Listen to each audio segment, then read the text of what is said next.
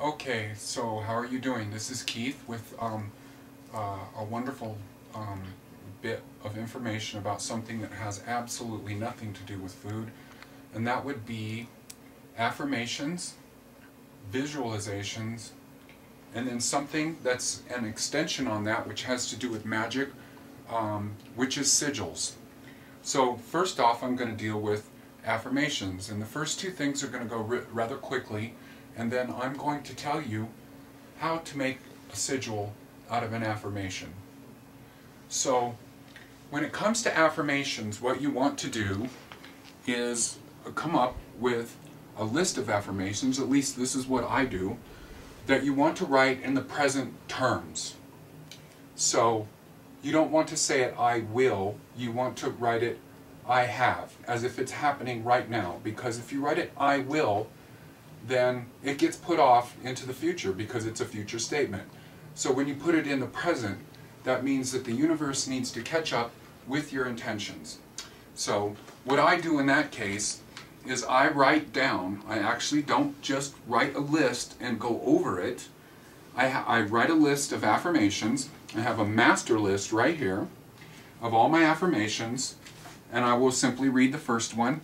I have ultimate, pure, undeniable, and complete physical, emotional, and spiritual health of well-being to my deepest and far-reaching depths, to my surface, and then radiating outward in iridescent luminescence.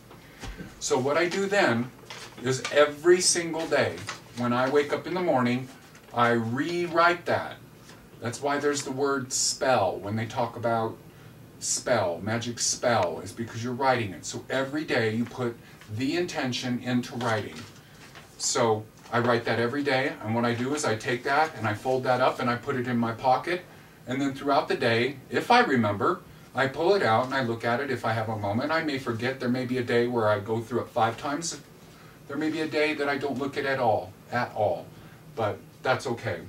So another thing I do is something that I learned from Truth Calkins, which is he got from the Ramtha school, which is working with consciousness and energy, which is where you take a drawing, a simple drawing of a stick figure of yourself, draw it, and then you study it and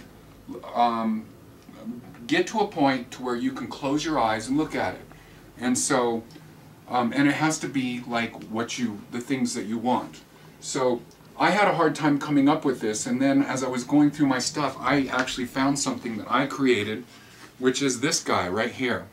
That's me, with the right hand in the right side of the brain, because I am right-brained. I'm intensely creative, and that's that on that one. So the third thing that we're going to do is the creation of a sigil. So you want to take one of those affirmations, and in my case, I'm going to work with this one, which is the sale and distribution of everything to do with Second Culture, which is my band, gives me ultimate and endless resources for everything I need all the time, forever. So I'm going to tell you about why sigil magic, and here's the finished result right here. Because what you do when you create a sigil is what happens if you're only working in the conscious mind, then there's doubts, there's fears and things that come in. But when you create a sigil, what happens is your subconscious takes over. So these are all symbolic of an affirmation. So let me get to creating the sigil. So here we go. So the first thing you want to do with your statement is eliminate all the vowels. So we're going to go through and do that right now.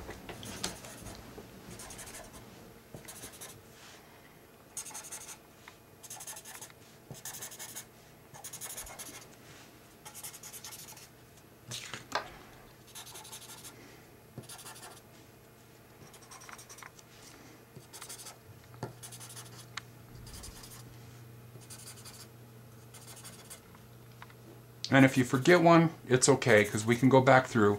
And the important thing is doing this in a very magical and a very concentrated state of mind. And for me, this is a very important statement because, and this is why, the reason I chose this one is so that I get this sigil out while you're watching it. It's probably the most important thing in the world to me. While my music is very good and I've had success with it over the time, the total dependency on it has eluded me. And that's because the time is now for the success to come to me.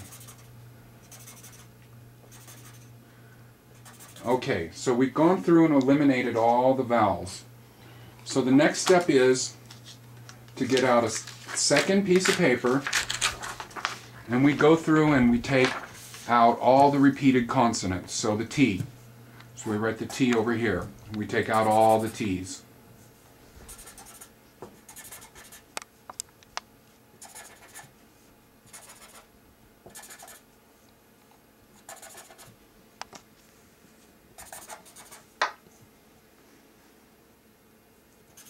And if you forget one, don't worry, you'll see it later. Alright, so there's all of our working letters right there. So this is what we do. We take another piece of paper. I like to do, because I have multiple sigils, is I like to do it on this size stock, so that I have my sigils like playing cards. So we're going to take a W.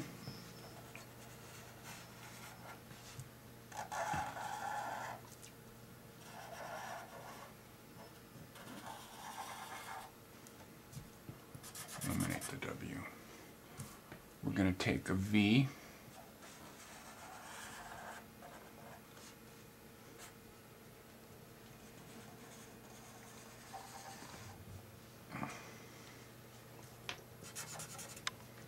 And we're going to take the T, and it doesn't matter if it's upside down.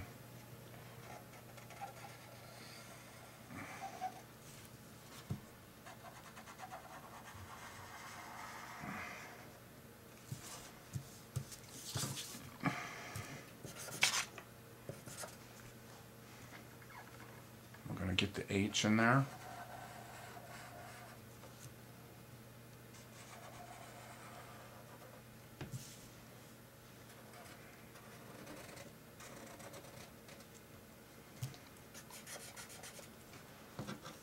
And then the S.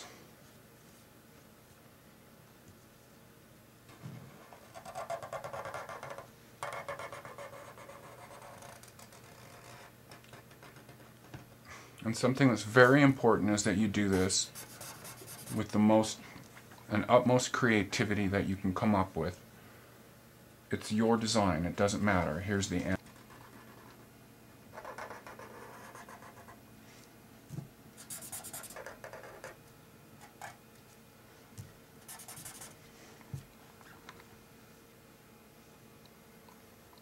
And the Y.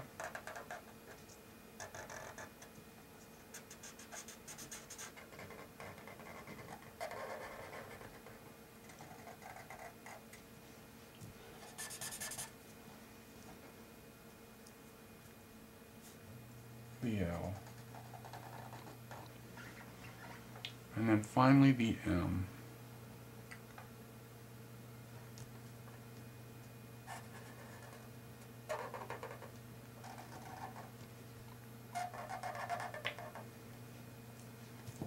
And then at this point, you just start reducing it down. You just start filling in gaps and cleaning it up, and possibly even recreating it again.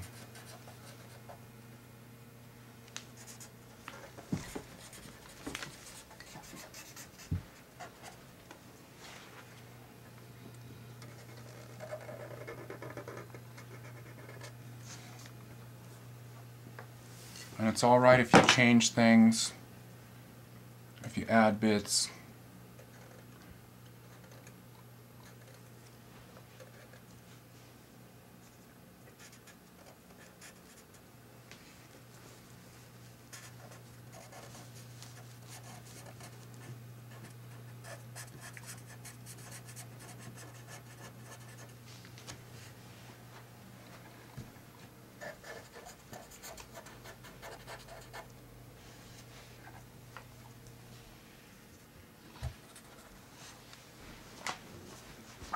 And then I always go in with cards and start straightening up lines.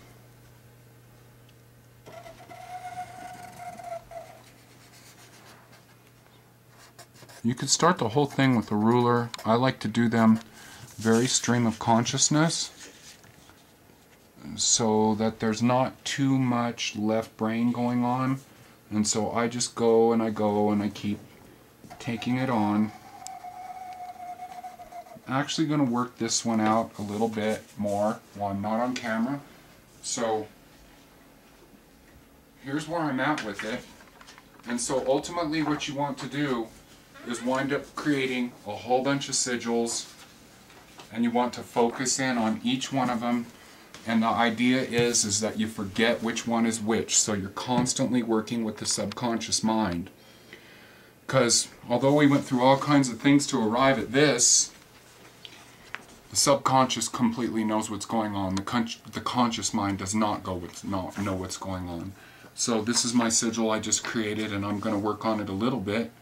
And like I said, I take these with me all the time as playing cards in my book. When I go out, I do anything, I take them out. If I'm out doing something where I'm enjoying the park or having a cup of tea at the cafe or something like that, I take these out. And if I'm in a place where maybe I don't want people knowing what I'm doing or whatever, I just take them out individually and look at them like this, and I just focus, focus, focus, focus.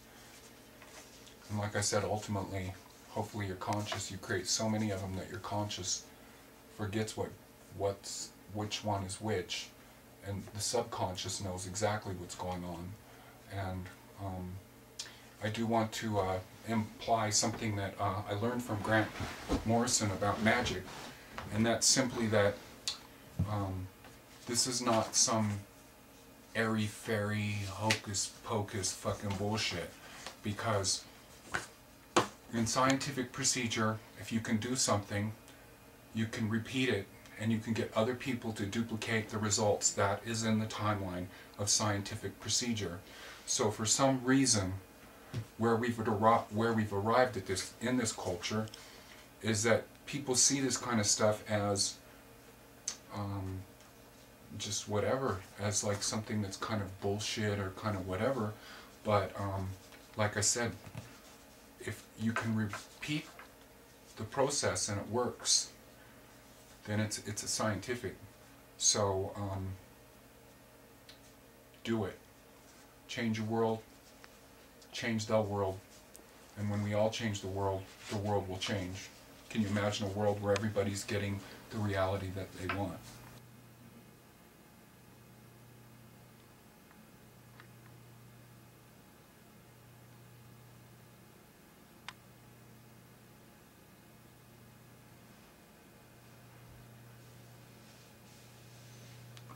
So here's the finished sigil,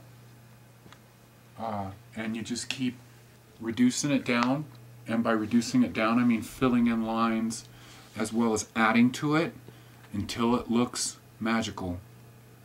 And for me, that looks magical. So now the way I apply this is I focus on it, and I use it with all my other sigils. I lay them in a row when I'm rebounding. I take them with me to the cafe. I stare at them. I use them. And I like them all this size because it's just so easy for me to fit them all into my little magic book and take them with me wherever I go.